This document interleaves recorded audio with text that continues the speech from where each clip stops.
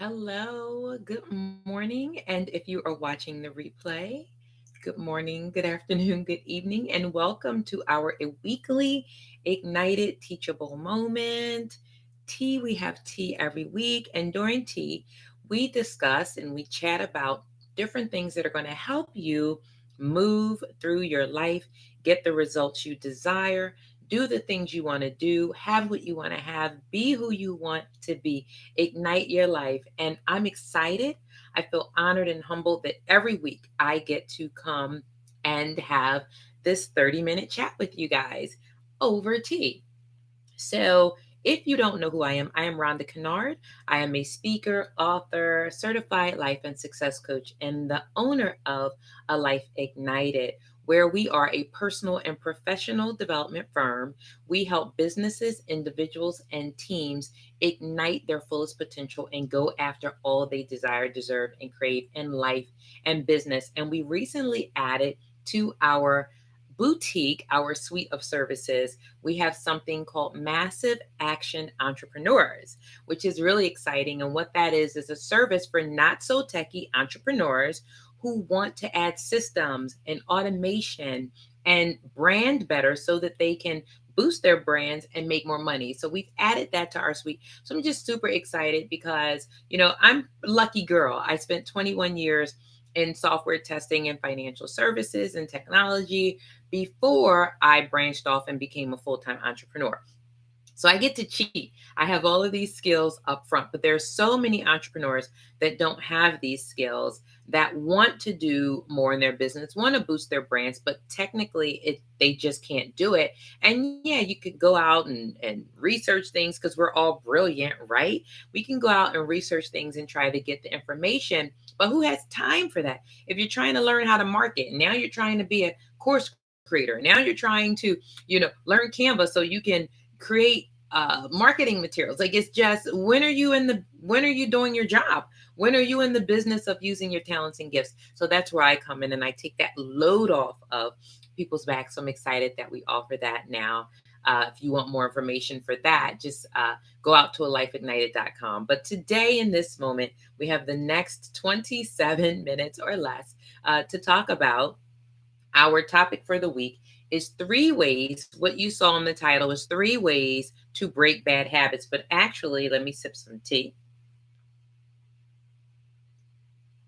This helps me also. I'm cheating again. It helps me talk for 30 minutes without getting hoarse because I have the rest of my day and I have to talk to people in meetings and things. So, in the title, it says 3 ways to break bad habits.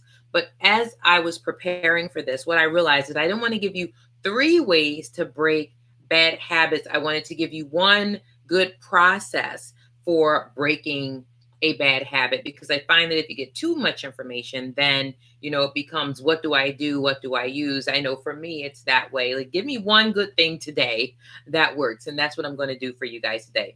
I'm going to give you one good process to follow to break your bad habits. So you should know by now, if you follow me, if you have the book, A Life Ignited, Ignite Your Inner Fuse, you know that bad, we're really not talking about the word bad, right? But we are going to break down what bad means in terms of a life ignited stratosphere.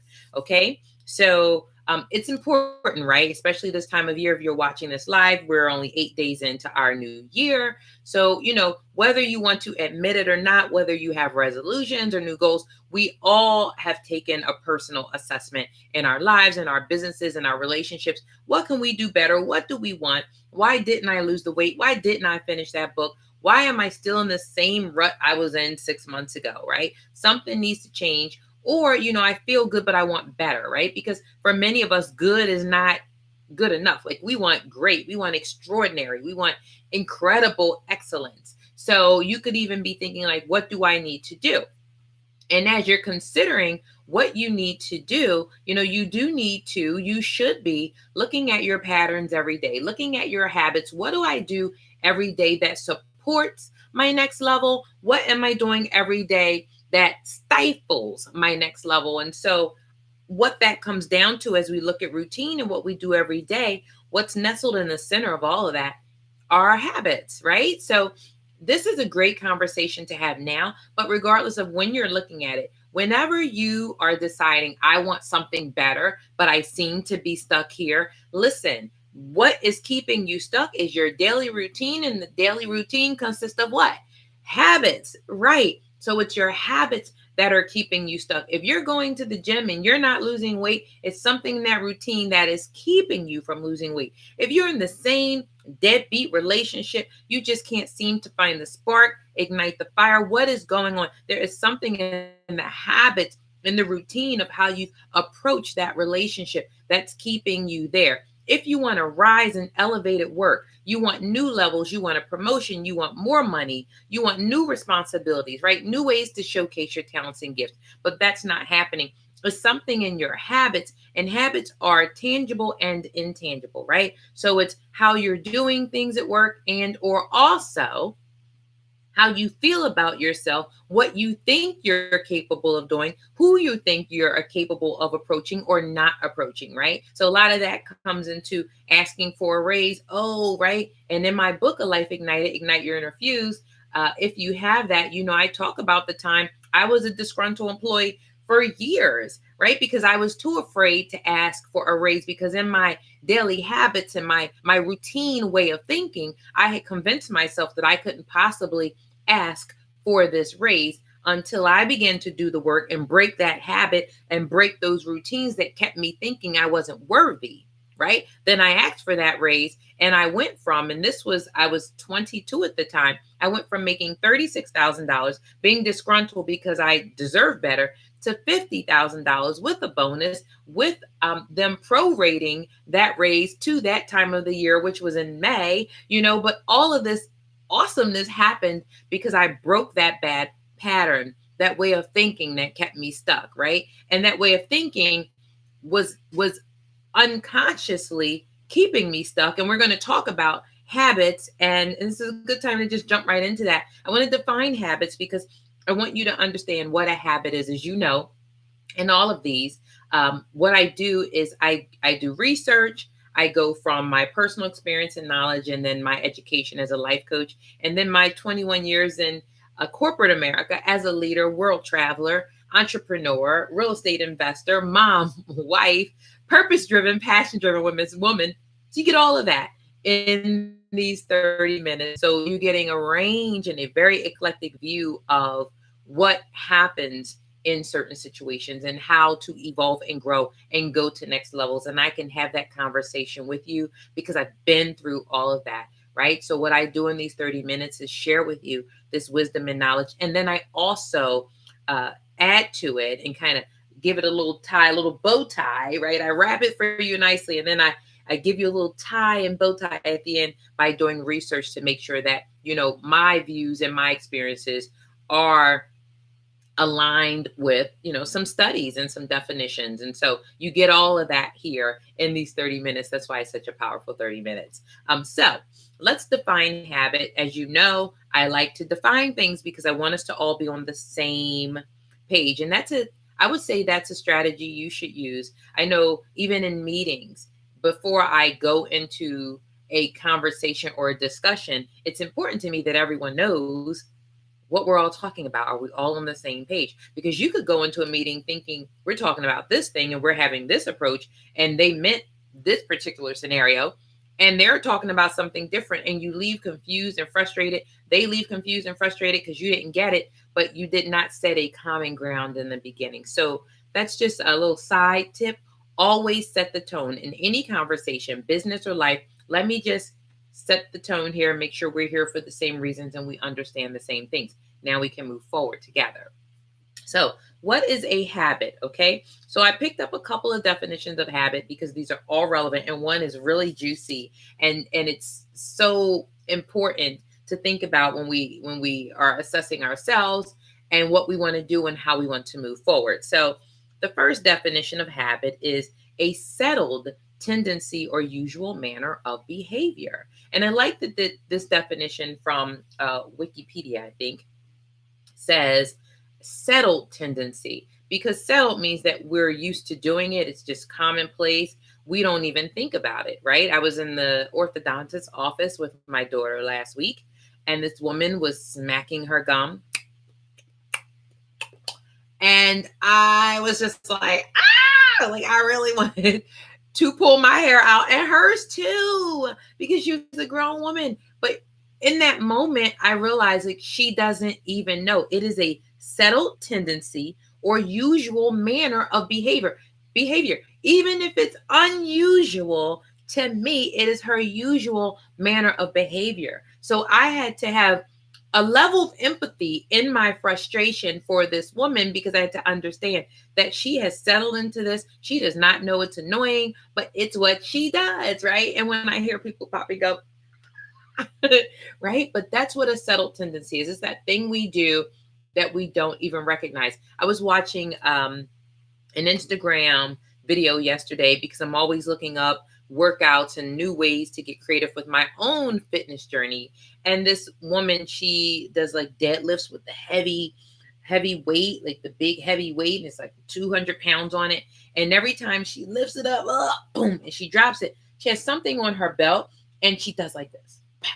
Right? She slaps this thing on this belt that she wears around her waist, and it's just her natural tendency. Now, I don't know what that was or what it meant, but that's what she does. She settled into that, and it's when you don't even think about it. So let's go into our next definition of habit: an acquired mode of behavior that has become nearly or completely involuntary. So I would say this woman with the Instagram, right? She just hits this belt, and there's something on it, and it makes a clicking noise, and it seems like on every video she did it and didn't seem like she thought about it. So it's just involuntary.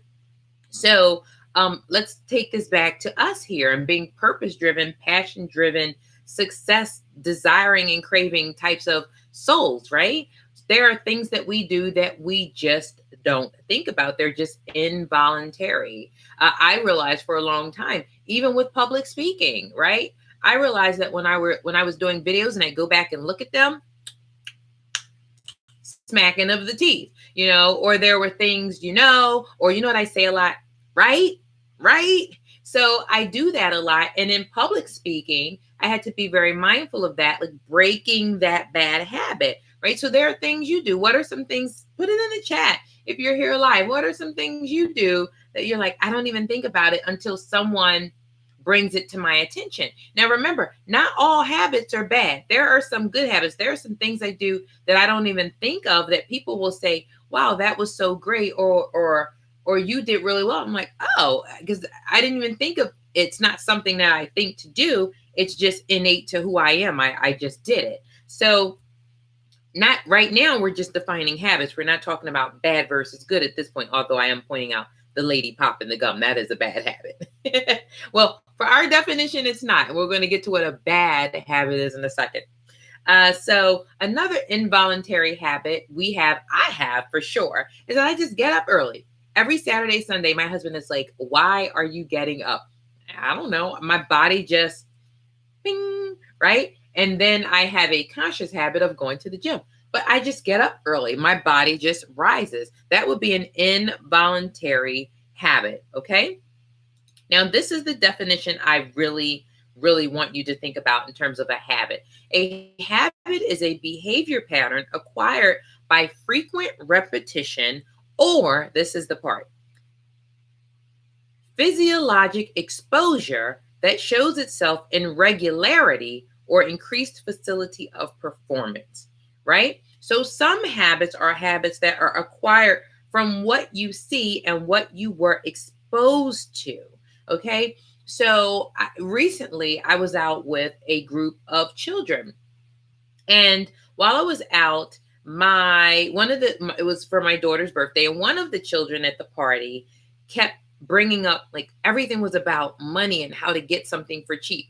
And no matter where we went, and I was paying for everything, it was my daughter's 13th birthday, but everywhere we went, this child was like, oh, we can get this, and this is only $9.99. We went to Ruby Tuesdays for lunch after escape room. And and this, and I get a free refill, and these are only 99 cents. And I kind of tapped her leg and I said, it's okay. You don't have to talk about prices. Like, I've got it, and it's okay. Don't let everybody know, it's all good, because for me, I felt like, it was just a sign that whoever she's been around has been, obviously there maybe is a money issue, or, hey, we got this deal. But what that just showed me, not that she was right, wrong, or indifferent, but what that showed me was that wherever she's around, she is acquiring behavior about money and how you spend it, and, oh, this is on sale, this is a discount, and then being vocal about it, right? That's behavior acquired from what she sees and what she's exposed to, and so a lot of times we can also see people in patterns. And I know for me, there were ways I handled situations, and it was simply because that's how I was shown how to handle conflict, right? That was my example from my home. There were things that I saw, and just based on that, right, and my experiences, this is how I'm relating normalcy, right? Because frequent repetition and exposure. So it's a lot of times it's what you're exposed to, a lot of your habits, right? So, and this is why we're going to get into this later, but I'm going to nibble on it a little bit now.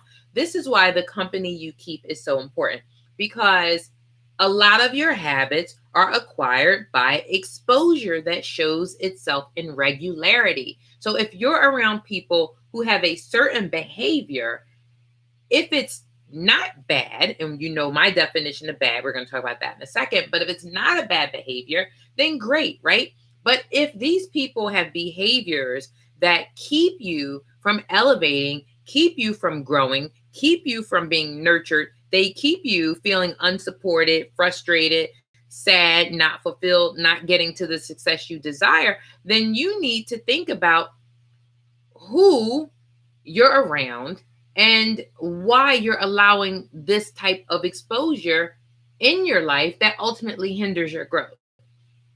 It is so true. I used to think, oh, that's not necessarily true, because, you love your friends and you love people you've grown up with and they've been in your world forever. And this is not to say that they should not be, right? But what I'm suggesting is that you also need to have more of a predominant group of people around you that encourage patterns, habits, and behaviors that move you forward. Okay. So if you are someone who wants to be a good leader and you really want to learn more about yourself so that you can lead better, so that you can follow in excellence to become a better leader, to listen more, to comprehend, to build yourself up and break down things that don't serve you, right? Even if you've held on to those things for so much of your life, at some point you realize that things you've done don't serve you for where you're going. Okay, it may have served you here, but now I'm trying to get here. I need to do some things different, right? But if everybody you're around is still operating here, then you cannot see, you cannot mimic, you cannot be exposed to what it's like and what you need to do to get to that next level, because we know that success leaves clues. So you can't find the clue if you're not in the room with the people giving the clues. This is why your company is so important. No one's saying, oh, well, your friend who doesn't want anything can't be your friend, but she can't be the primary source of everything that you need and that you need to be exposed to, right? Because that person can't serve you where you're going. So this is important. And then I think about is, children, a lot of the habits children have are simply from what they've been exposed to and the things we've told them unconsciously about who they are, what they can have. I think back to my raise, and why was I so afraid to ask for a raise? And I thought, well, I had a mom that just, she went to work every day. She didn't start trouble. She paid her bills. And then you look at everyone else. And at the time, well, women, we can't really ask for raises. It's a, boys, good old boys club, and no one's going to respect us. And you get all these messagings from so many places, you begin to believe it for yourself. Right? But what happens when you break out of those habits and you believe something different for yourself, because you know that there's a divine assignment on your life that says so, that says you're supposed to have more, that says you're supposed to have increase, that says you're supposed to have abundance, because in that abundance, that's where you get to serve better, right? You can't serve down here sad, mad, and frustrated when you know you've been appointed to something greater. So this is why the people you're around is so important, and paying attention to your habits and where they come from. But we're going to get into all of that in a second. Oh my gosh, guys, we have 10 minutes together. So let's get right into this. So as you already know, so we talked about a habit. So I want you to think about psychological exposures to different things, right? So that unconscious exposure and things you're taught and how you do different things. One last example, my daughter was at summer camp, and there was a little girl there who took showers, but she brushed her teeth in the shower. The rest of the kids were like, oh my God, it's so disgusting. And I had to, so my daughter's telling me, he's like, ah, I'm like, no. That's how she's raised. And in her house, that's how their routine goes. And that's what she was taught. So we have to remember a habit, right? Settled tendency or usual manner of behavior, even though it may be unusual to you. This is their usual manner of behavior. Okay. So, and let's talk about bad habits, right? So as you know, I'm not going to get into this. I talk about this all the time. And if you have the book, A Life Ignited, Ignite Your Inner Fuse, then you know that what is bad? A bad habit, but bad is, what's that acronym? Put in chat. It is block a destiny, block a dream, block a divine assignment. That is what bad means, okay? So when I talk about blocking a dream, a divine assignment, bad habits, I'm talking about any habits that keep you from stepping up, stepping out, being faithful, being committed, being consistent, and achieving the goals and the results you desire for yourself. And in serving with excellence. If you're a leader, you're an influencer, moms, wives, women, men, all of us have influence on somebody. But what bad habits do you bring to the table? Do you sprinkle in the stratosphere, right? That keep you and others from achieving the levels of success they could truly achieve? What are your block a dream, block a destiny, block a divine assignment habits? Okay. So what we're talking about here, we put that together. What we're talking about is a 3-step process to break a settled tendency or usual manner of behavior that blocks your or someone else's divine assignment, destiny, or dreams. Okay, so can you think of some bad habits you have? Excuse me for a second. Right? I know mine, I have a ton, and I used to struggle with frivolous spending, using credit all the time, listening to talk, and I'm sorry, listening to talk and respond, like not listening to understand. Right? That was a really bad habit I had. Not only did that block my divine assignment, but it would block others, because if you were sent to give a message to elevate me, to elevate the room, but I'm so busy waiting to respond or stuck in my own usual patterns and behaviors and tendencies, I'm doing everyone in the room a disservice, because I'm not allowing your message to come through the way it needs to help everyone achieve their divine assignment, their destinies, and their dreams. Right? So that was something I had to work on. Procrastination. I've talked about that 100 times. I mean, the list goes on and on. So what are some things you would consider a bad habit? So let's quickly go through our steps. Number one, 3-step process to break bad habits. Your block of destiny, the block a dream, block a divine assignment. Number one, you need to acknowledge and identify through self-assessment. Okay, because you cannot change what you don't recognize as bad.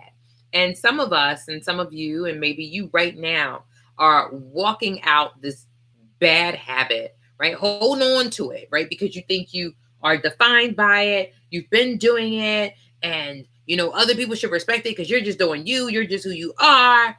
No. Okay. That is a bad habit. Holding on to things that no longer serve you is a bad habit. Saying this is just me and I am who I am. You can be who you are. And all of that sounds great, right? Authentically you. I believe in that wholeheartedly. So as long as it serves me and others well. If it's not serving others well, then that's my first step. Then I need to take a look back and say, well, maybe this thing I'm holding on to that I've identified as part of my core personality, maybe that's something I need to think about, because if it's not serving others, if it's blocking dreams and destinies and divine assignments, if it is causing roadblocks, well, then it's a bad habit. Okay. You need to identify your bad habits, and you do that through self-assessment. So I have a fire starter kit. Go out to lifeignited.com and you will find the fire starter kit there, or go out to my Facebook page, A Life Ignited, Rhonda Kennard, comma, A Life Ignited, and scroll down for that fire starter kit. And it's also on Instagram in my links. So under Rhonda Ignites, and I'm telling you to go there because I'm not going to go through that now. We don't have time for that. But if you go grab that, I know it's on Instagram, Rhonda Ignites, and while you're there, follow. You'll see the link for the fire starter kit. And what we do there, part of that kit, there is self-assessment. And in there, we start with the life wheel, and we get to a point where you can see what you're really good at, your superpowers, your strengths, where you really shine, right? But then there's this other part of it where we look at opportunities for growth, things that I don't do well, things that hinder my growth. And then we ultimately get to what are some bad habits that need to be corrected? What are those unproductive behaviors that are keeping you from being as productive as you would like, that are keeping your teams from being as productive, right? And self-assessment requires you to really strip ego. Like if this is ego, okay, I had to take ego off, right? Because you cannot grow with ego. So if you've been wearing ego around because it's cute and it feels good and this is me and I do me and me ego, we go everywhere, honey, you will not grow. So I need you to take ego, bye-bye. Bye-bye. Because when you're ready to elevate and move forward and stand up and live in excellence and be incredible and be extraordinary and serve others well, you have to humble yourself. You have to take off that ego, and you have to look at your bad habits, your block of dream, your block of destiny, your block of divine assignment. You have to look at that. And as long as you have on ego, you will always be blinded about what you are bringing to the table, what you are sprinkling in the atmosphere that is keeping everybody around you and you stuck, right? So through this fire starter kit, you get the opportunity to do a deep dive into who you need to be, what your strengths are, and where you have opportunities to let go of ego and make room for the greatness that you've been called to fulfill. So now from that, yeah, you're going to do all that. And now you can see these habits, the good ones and the not so great ones. And this is all okay. All right. Number 2, you're going to consider the costs and the stakeholders, right? So what is this bad habit costing me? Sometimes we don't look at what the true cost of a bad habit is, right? So one of my bad habits was procrastination.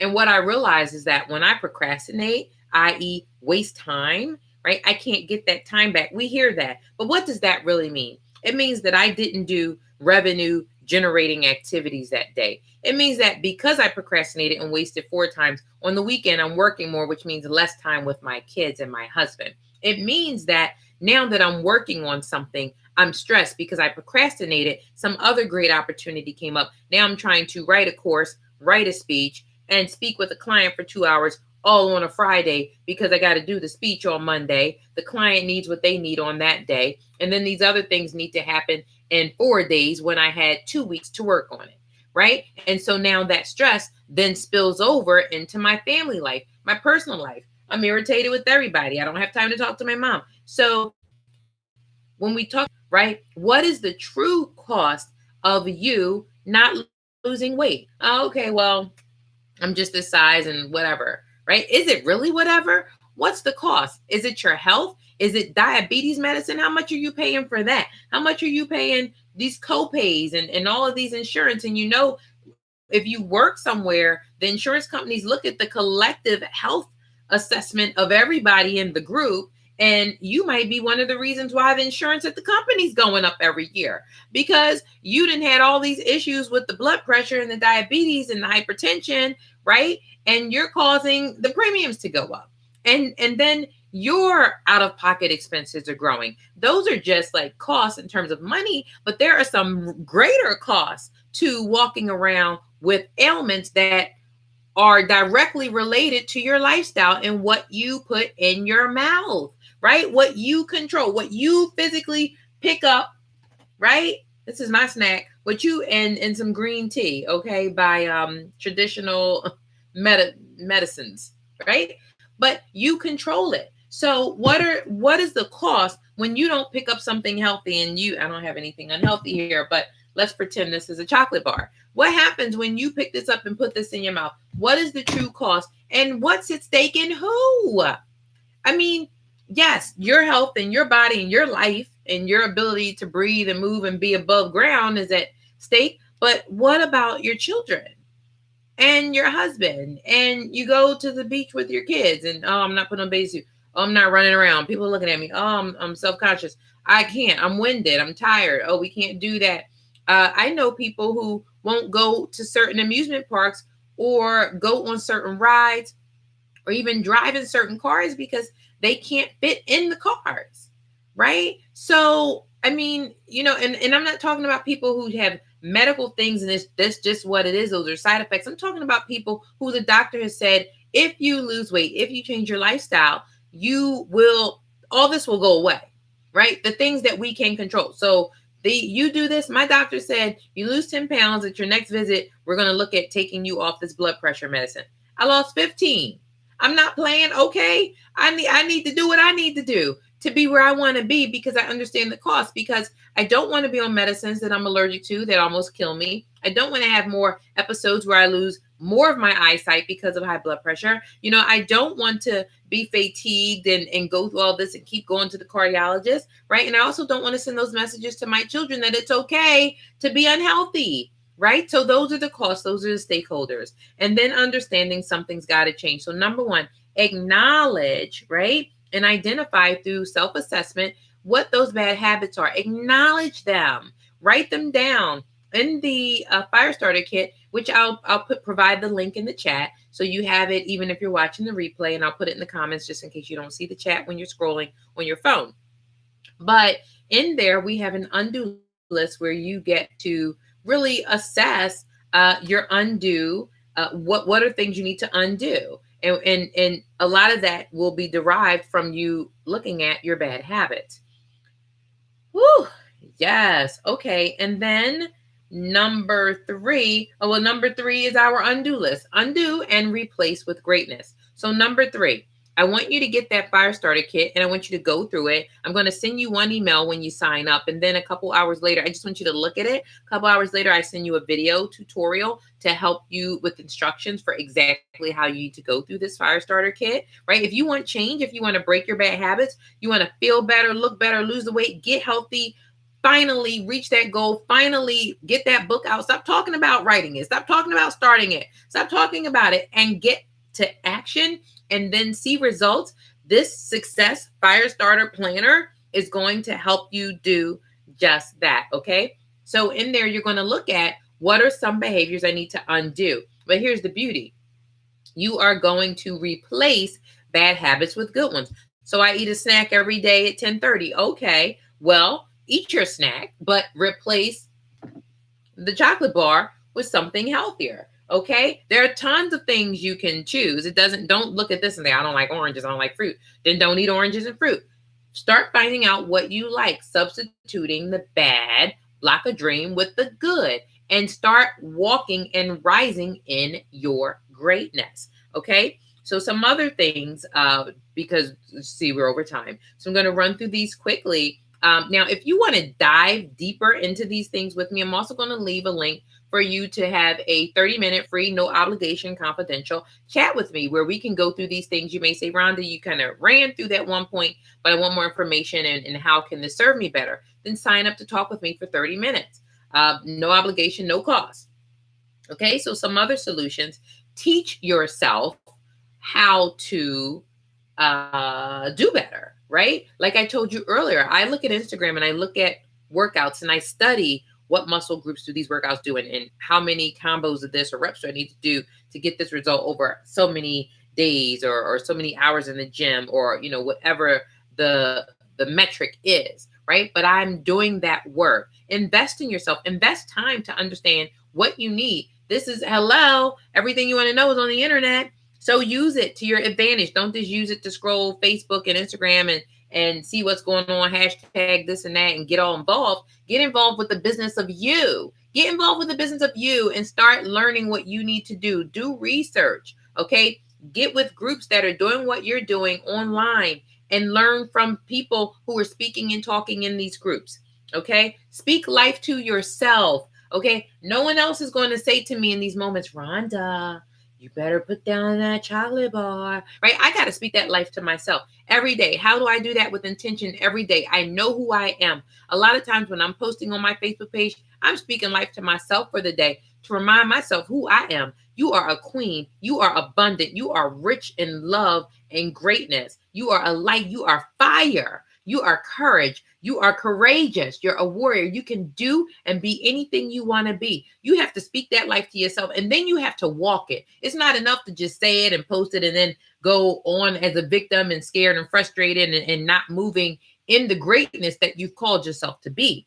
But you need to speak that life to yourself every day and believe it and walk like it is already so, because it is already so. You are great. You are abundant. It's just that the experiences you've had have made you question your greatness. The people around you have told you, no, you're not worthy. You're not good enough because we don't think we're worthy or good enough. So I know you're not. And you started to believe that message. But you are great. You're worthy. You're enough. You're powerful. You're abundant. You're positive. You're rich in all things. You believe that. Speak that life to yourself. And don't expect that to be anybody else's job. I want you to know from this point forward, speaking life to you is your job. Your happiness, your success, your fulfillment, your abundance, your financial increase, your next level, everything you desire, deserve, and crave is your responsibility. Keep it as your responsibility and stop trying to give that job to someone else. It doesn't belong to anyone else. That's your assignment. Let go of the fear and address the deeper issues. For procrastination, I had to realize it all came down to fear. Like, oh my gosh, I'm scared. What if I don't write a good speech? What if I don't coach this client the right way? Even though I've been doing this stuff for over 20 years, over 2 decades, I still get nervous. But I had to realize that in that nervousness, ultimately, it was fear. Now, why are you so fearful, right? That ain't nothing but the enemy making me feel like, I'm not supposed to be doing this job, even though I do it all the time. There are moments where the enemy's like, yeah, you shouldn't be talking to doctors. I had one call to come and speak to uh, the medical people in the medical profession about self-care. And I think my topic was ignite your influence and leadership through self-care. I was horrified thinking I was going to do this. Like, these are doctors. Oh my God, they're smart, right? But they're people. And smart people need to know about self-care too. And smart people need to be encouraged too. And smart people need to be empowered too, right? But at first, right, it's that self-sabotage, that negative self-talk, that enemy in us, around us, that messaging from the world. Oh, well, they're smarter than you. Actually, no, they're not, right? And even if they were, we'll stick with this, because if you're a doctor, well, I'll let you think, oh, yeah, I'm smarter than you, lady. I've been in school longer. Okay, I'll give you that. Here's the thing. I've been called, divinely called, to speak to that group. That's my focus. And that's where I get my power from. That something greater than me saw a need in that group. And I've been called to fulfill that need. So when I look at that line versus, oh, they're smarter than me, right? It becomes a whole different situation. So I had to break that one habit of looking at who's in the room and thinking, oh my gosh, those are council people. And oh, here comes Councilwoman Blondell Reynolds Brown. And I had to look at my assignment. Okay. And once I focused on that and I stopped letting fear have me focus on something else, then I was able to move in my power and deliver speeches and services that were extraordinary because I changed those bad habits. Okay. We talked about this earlier. Surround yourself with examples of who you want to become and those who have better habits, right? So the company you keep. Not saying you ditch your childhood friends and people you've loved for a long time, but you add to your tribe. You add successful people to that tribe, people who can show you a new way, a better way, a more efficient way, a more collective way, a more inclusive way. That's what you surround yourself with. Okay. And create new habits. So you're going to do that with your undo list, right? What can I undo? And then how can I replace that with something that's more productive, that's more purpose driven, that's going to position me for all the prosperity and abundance I desire in my life. Okay. So, one last thing I wanted to mention. So, Rhonda, how long does it take to break a bad habit? Well, generally 21 to 30 days after the research I've done. But what I wanted to touch on here is a quote from a neuroscientist. And he says that, actually, his name is Elliot Berkman. He's a neuroscientist. And he said he did a lot of research on habits and people's tendencies and uh, individual behaviors. This is his life work. But he made a comment in an article I was reading, and he said people who want to kick their habit for reasons that are aligned with their personal values will change their behavior faster than people who are doing it for external reasons such as pressure from others. I believe that wholeheartedly. That takes us right back up to consider the costs and the stakeholders and really understanding, why you want something. And even in this fire starter kit that I mentioned, we talk about why you want something, because when we talk about soul, I kind of tie that to soulful goals, right? Because you can have a goal, but if it's just, well, I want to look good because I'm going to my class reunion and I want to show them I still got it, right? You're most likely not going to sustain losing that weight because you don't really care about those people, right? You didn't care about them in high school. You don't care about them now. And on the surface, you look fine and you look good now. So who cares, right?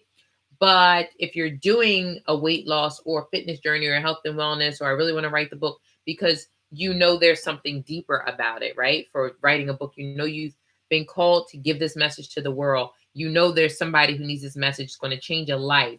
Now, you're going to write that book. If you're writing it because your girlfriends are like, well, let's all write a book together, probably going to fall apart. If you're losing weight because you know that if you don't, you will die, you will get a limb amputated, you will not be able to have the best sex life with your spouse or your partner, that you get winded, that you can't do your best job at work, you can't climb the corporate ladder because physically you don't have the stamina or the energy, it's too much stress, just trying to deal with all the pressures that come with those next levels, right? But you want it and you desire it and you're supposed to have it, and you don't want that to be your story, you want to change your narrative.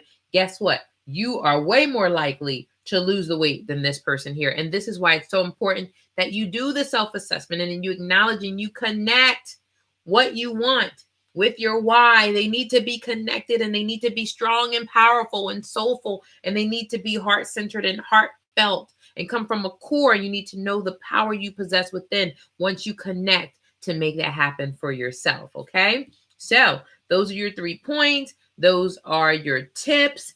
Don't forget, get your fire starter kit. This is really going to help you guys position yourselves, lock it up, get tight, get consistent, and create the life you desire, deserve, and crave. So thank you so much for your time here today. I appreciate you. I appreciate your time. I know that time is something you can't get back. So any minute, seconds, you just come in here. I pray that when you stepped in, that the message you heard was exactly what you needed to hear at this time in your life. So thank you so much for being here at our Ignited Teachable Moment for this week. Until next week, be motivated, be inspired, continue to be a life ignited.